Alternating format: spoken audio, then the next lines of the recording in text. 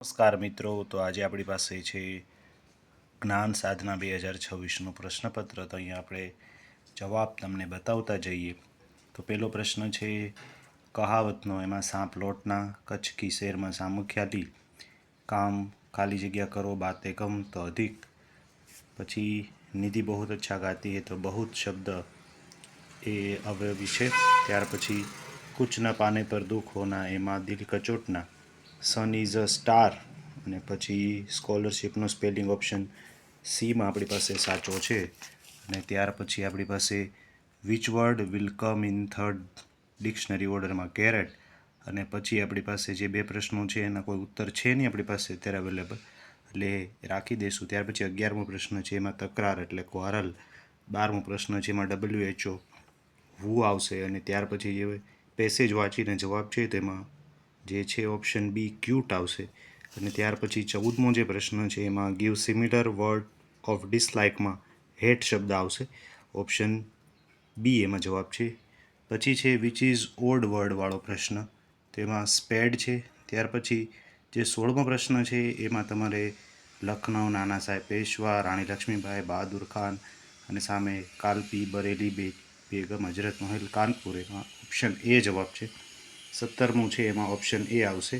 વડી અદાલતના મુખ્ય ન્યાયાધીશ માટેનો પ્રશ્ન છે યુએન દ્વારા કરમાવેલ જે માનવ અધિકારોની ઘોષણા છે એમાં કામ વિના સમાવેશ થશે નહીં એવું છે, એટલે કામ વિના વેતનનો અધિકાર એ આવશે જવાબ. ત્યાર પછી 19મો છે એમાં એક વિદ્યાર્થી ભરતી ઉર્જા વિશે નિબંધ લખે છે તો કયા દેશનું જૂથ પસંદ કરવાથી એ ભરતી ઉર્જાની મદદથી વિદ્યુત મેળવનાર દેશો દર્શાવી શકાય, તેમાં ફ્રાન્સ, ચીન, USA, રશિયા. Option D. ત્યાર પછી સામાન્ય સુલભ સંસાધનોવાળો પ્રશ્ન છે એમાં ગોચર ભૂમિ એનો જવાબ આવે છે. ત્યાર પછી અહીંયા આપણી પાસે સામાજિકના પ્રશ્નો છે તો એમાં ઓપ્શન બી જે જવાબ છે એ આપણે જોડકામાં રાખેલો છે. ત્યાર પછી 22મો પ્રશ્ન છે સ્વાતંત્ર્ય સંગ્રામના મુખ્ય કેન્દ્રના આગેવાનો સંદર્ભે કઈ જોડ યોગ્ય નથી, તેમાં ભરેલી તાત્યા ટોપે મને ઓળખોમાં તમને બે વાક્ય આપેલા છે, એનો જવાબ આવશે વાસુદેવ બળવંત ફડકે. ઓપ્શન સીમાં. બંગાળ, બિહાર અને તિબેટ સુધી વિસ્તરેલ ચિત્રશૈલી જેનો મુખ્ય વિષય મહાયાન બૌદ્ધ સંપ્રદાય છે અને તેમાં લઘુચિત્રો પ્રકારના ચિત્રો છે. આ ચિત્રશૈલીમાં પાલ શૈલી. ઓપ્શન ડી જવાબ છે. ત્યાર પછી ટીપીને કે ગાળીને વિભિન્ન પ્રકારની આકારમાં ઢાળી શકાતા નથી પરંતુ પ્રહારથી તૂટી જાય છે આવા ખનિજો એ ક્યાંથી મળે છે, તેનો જવાબ છે ગેડ પર્વતના કાપના ખડકના સમૂહના ક્ષેત્રમાંથી. ઓપ્શન બી જવાબ છે. ત્યાર પછી એની પછીનો પ્રશ્ન લઈએ તો ગુજરાતમાંથી મળી આવતા ખનિજ કોલસાના સંદર્ભે કચ્છ, ભરૂચ અને ભાવનગર. ઓપ્શન એ આવશે. રાજ્ય સભાના સંદર્ભે કયું વિધાન યોગ્ય નથી, એમાં આવશે ઓપ્શન બી.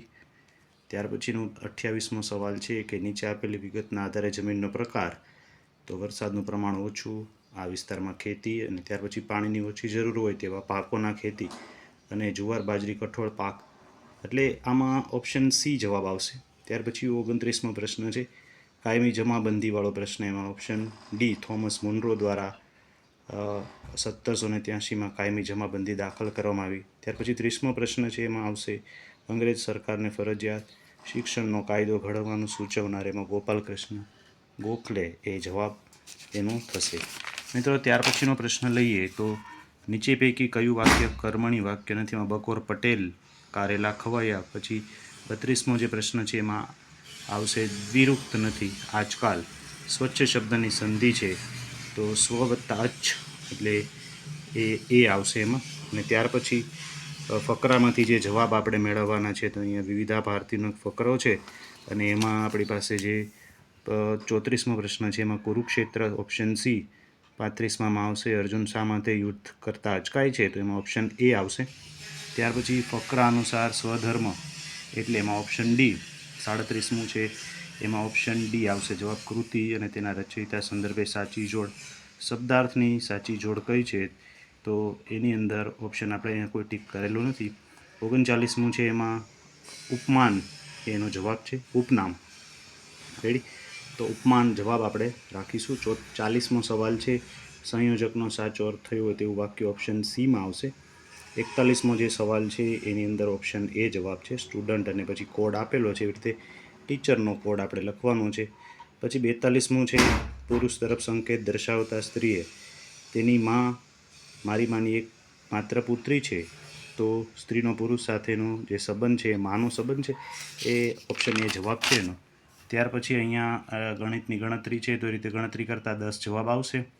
અને 44મું છે એમાં 6 મીટર આવશે, રમેશવાળો જે પ્રશ્ન છે. પછી 45મું છે એમાં ઓપ્શન બી 24, અને 46મું જે જવાબ છે એમાં ઓપ્શન સી આવશે. તમારે વિકલ્પમાંથી શબ્દોના ક્રમ અનુસાર એને ગોઠવવાના છે. ચડતા ક્રમમાં તમારે વજનના માપ આપ્યા છે, એમાં ક્વિન્ટલ, ગ્રામ, ટન. એમાં ઓપ્શન એ કોમ્પ્યુટર શબ્દના મૂળાક્ષરોને અંગ્રેજી શબ્દકોશ પ્રમાણે ગોઠવતા એ ઓપ્શન સી પ્રમાણે થશે. અને 39મું છે એમાં જવાબ આવશે ઓપ્શન ડી, 49મું સોરી. ત્યાર પછી 50મું જોઈએ તો એમાં સપ્ટેમ્બર મહિનો એ બધા મહિનાથી જુદો પડશે, એ જવાબને તમારે રાખવાનો છે. ત્યાર પછી અહીંયા આકૃતિ આપેલી છે, તો નેક્સ્ટ આકૃતિ ઓપ્શન એ આવશે. ત્યાર પછી આપેલી આકૃતિને અરીસામાં જોવાની છે, તો ઓપ્શન એ આવશે. પછી મોતિયો આંખમાં આવે છે, તો કમળો એ લીવરનો રોગ છે. ચીનનું પાટનગર બેઇજિંગ છે, તો ઈરાનનું તહેરાન થાય છે. એવી રીતે પુસ્તક પ્રકાશક હોય તો ફિલ્મ એ નિર્માતા દ્વારા બને છે. તો આ રીતે જવાબ મિત્રો આપણે ટીક કરવાના રહે છે. આ પ્રોવિઝનલ છે, એટલે એ રીતે તમારે વિચારીને જવાબ જોઈ લેવાના છે. 40ના અડધાના બમણા 40 જ થાય. વર્તુળનો અડધો ભાગ એ અર્ધવર્તુળ થાય છે. અને ત્યાર પછી અંગ્રેજી મૂળાક્ષરોના ક્રમમાં GCQSCને ગોઠવાતા કયો અક્ષર ત્રીજો થાય, તેમાં જી આવશે. ત્યાર પછી એજ્યુકેશનને અંગ્રેજી મૂળાક્ષરો પ્રમાણે ગોઠવીએ તો અહીંયા શબ્દ એક લખીને આપણને આપેલો છે, ગુજરાત માટે ઓપ્શન બી. એવી રીતે એક્ઝામિનેશન શબ્દમાંથી બધા સ્વરોને વોવેલને દૂર કરે અને ત્યાર પછી બાકી રહેલા મૂળાક્ષરોને ક્રમ પ્રમાણે ગોઠવતા પ્રથમ વ્યંજન એમ થશે. અને ત્યાર પછી કયો વિકલ્પ અલગ છે, તો બાકી જો અહીંયા કાર્બન ડાયોક્સાઇડ, એમોનિયા, હાઇડ્રોજન એ વાયુ છે, જ્યારે પારો પ્રવાહી છે. અને ત્યાર પછી જે તમારે 7 તારીખે શુક્રવાર હોય તો 30 તારીખે જે વાર આવે છે રવિવાર આવશે. ત્યાર પછી અહીંયા આકૃતિ આપેલી છે, તો એમાં ઓપ્શન એ જવાબ આવશે. ત્યાર પછી કઈ આકૃતિ અલગ પડે છે, તેમાં ઓપ્શન સી આવશે. ત્યાર પછી તમને અહીંયા મેચસ્ટિકની પેટર્ન આપેલી છે, તો એમાં તમારે દિવાસળીની સંખ્યા ગણવાની છે, તેમાં ઓપ્શન એ 22 આવશે. ત્યાર પછી અહીંયા ત્રિકોણ તમારે ગણવાના છે, સોરી ત્રિકોણ નથી પણ એક્સની કિંમત આપણે મેળવવાની છે, જે ગણતરી કરતાં 136 આપણને મળે છે. એટલે પણ તમને મળી જાય એવું છે. અને ત્યાર પછી રમેશનો પ્રશ્ન છે કે ભાઈ 3 કિલોમીટર ઈશાનમાં ચાલે છે, 90ના ખૂણે વાયવ્ય દિશામાં 4 કિમી, તો એ મૂળ જગ્યાથી કેટલું દૂર થાય, તો 5 કિમી. અંગ્રેજી મૂળાક્ષરનાથી શરૂઆતમાં 10મા ક્રમે આવેલ જે મૂળાક્ષરની ડાબી બાજુ ત્રીજા ક્રમે જે આવે છે, જી આવશે. ત્યાર પછી અલગ પડતો જે વિકલ્પ છે 64 એ આવે છે, કારણ કે 7ના ઘડિયામાં 14, 21 અને 49 આવશે. સૂર્યોદય સમય પડછાયો પશ્ચિમ દિશામાં હોય. અવકાશ વિજ્ઞાન માટે ઈસરો સંખ્યા છે, અને પરમાણુ વિજ્ઞાન માટે ભાભા એટોમિક રિસર્ચ સેન્ટર એટલે કે ઓપ્શન સી BARC છે. રામના ગુરુ વશિષ્ઠ હતા, કૃષ્ણના સાંદીપની. વિરોધી સંખ્યાનો સરવાળો 0 થાય તો વ્યસ્તનો ગુણાકાર 1 થાય. તાંબુ, લોખંડ, ઝીંક આપેલમાંથી શું જુદું પડે છે, લોખંડ આવશે. ત્યાર પછી અહીંયા જુઓ ભોપાલ, લખનઉ, જયપુર, અમદાવાદ. ભોપાલ, લખનઉ અને જયપુર એ ભોપાલ એ એમપીની રાજધાની છે, લખનઉ યુપીની છે, જયપુર રાજસ્થાનની, અમદાવાદ એ રાજધાની નથી, ગુજરાતનું મોટું શહેર છે. પછી સંપૂર્ણ દહનમાં LPG આવશે. ત્યાર પછી એક શ્રેણી આપણને આપેલી છે, એમાં 45 અને 55. પછીની શ્રેણીમાં 5 આવશે. ત્યાર પછી ત્રિકોણ ગણવાના છે, તો એ 18 થશે. અને ત્યાર પછી ઘડિયાળનો સમય તમને આપેલો છે, જો પહેલાં 5 મિનિટ, 10 મિનિટ, 15 મિનિટ, 20 મિનિટ વાળો ઓપ્શન આપણે શોધીએ તો ઓપ્શન સીમાં છે આપણી પાસે. તો મિત્રો આ રીતે તમે વિચારીને તરત જ જવાબ આપી શકો છો. અહીંયા ચક્રવૃદ્ધિ વ્યાજ શોધી અને મૂળ જે રકમ છે એમાં વ્યાજને ઉમેરશો એટલે 9075 થશે. ત્યાર પછી ગણતરી કરતાં 82મા પ્રશ્નમાં 6 જવાબ આવશે ઓપ્શન ડીમાં. x + y બરાબર 12 છે, અને x - y બરાબર 4 હોય તો xનું મૂલ્ય 8 થાય. ત્યાર પછી ગણતરી છે કે ભાઈ થિયેટરમાં 65% પુરુષો છે, તો સ્ત્રીઓની સંખ્યા 504 હોય તો પુરુષો કેટલા થાય, 936 એ પણ મળી જાય. ત્યાર પછી 85મો પ્રશ્ન છે, એમાં 27 × 3/5 કરો. પછી એને તમે વ્યસ્ત કરશો એટલે 5/3 થઈ ગણતરી કરતાં 67.5 તમને જવાબ એનો મળી જશે. ત્યાર પછી અહીંયા ત્રિકોણ તમને આપેલું છે અને વિધાન શોધવાનું છે, તો ત્રણેય વિધાન એના માટે સાચા થાય, ઓપ્શન ડી જવાબ આવશે.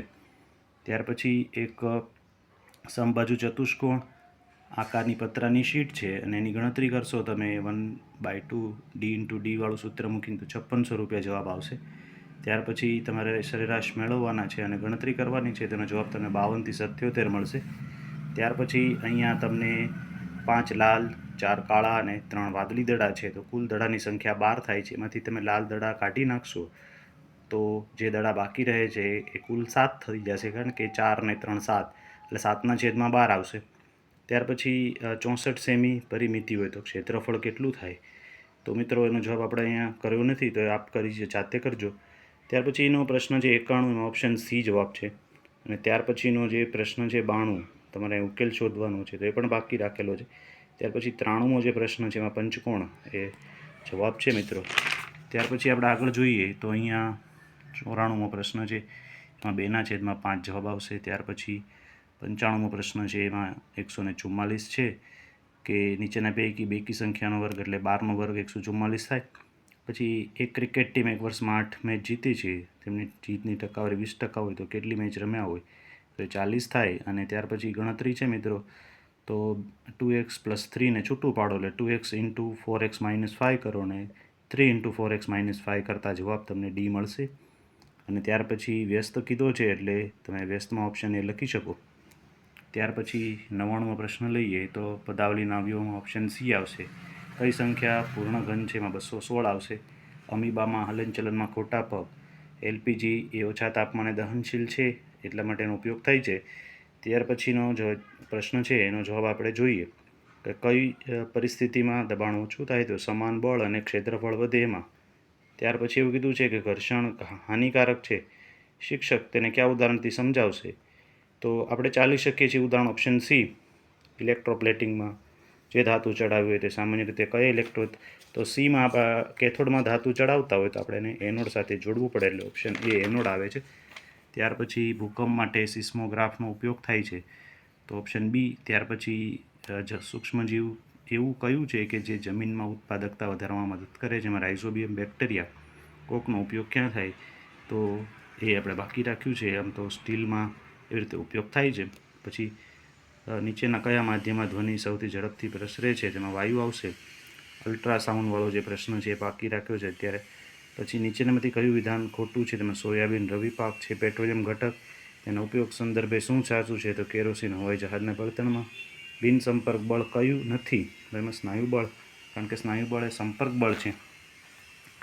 ત્યાર પછી અહીંયા 4 સભ્યો પૈકી કોની અવાજની તીવ્રતા સૌથી વધુ? એમાં 6 વર્ષની પુત્રીની. ત્યાર પછી કયા દ્રાવણમાંથી વિદ્યુત પ્રવાહ પસાર થશે? એમાં નિસ્યંદિત પાણી વત્તા ખાંડનું દ્રાવણ. પછી આંખની રચનામાં કયો ભાગ એ પ્રકાશના પ્રમાણનું નિયંત્રણ? એમાં કનિનિકા. કિશોરોએ ખોરાક બાબતમાં સજાગ રહેવું જોઈએ, એમાં આવશે કિશોરાવસ્થા દરમિયાન થઈ રહેલી તીવ્ર વૃદ્ધિ માટે ખોરાક આવે છે. બળતણનું કેલરી મૂલ્ય કિલોજૂલ કિલોગ્રામ. ત્યાર પછી એક તત્વ ઓક્સિજન સાથે ક્રિયા કરી ઊંચા ગલન બિંદુ ધરાવતું સંયોજન બનાવે, તેમાં કેલ્શિયમ આવશે. ત્યાર પછીનો ઓપ્શન સૌથી છેલ્લો પ્રશ્ન 120માં, દહીંને બનાવવા માટે દૂધને ગરમ કરી તેમાં થોડું દહીં ઉમેરવામાં આવે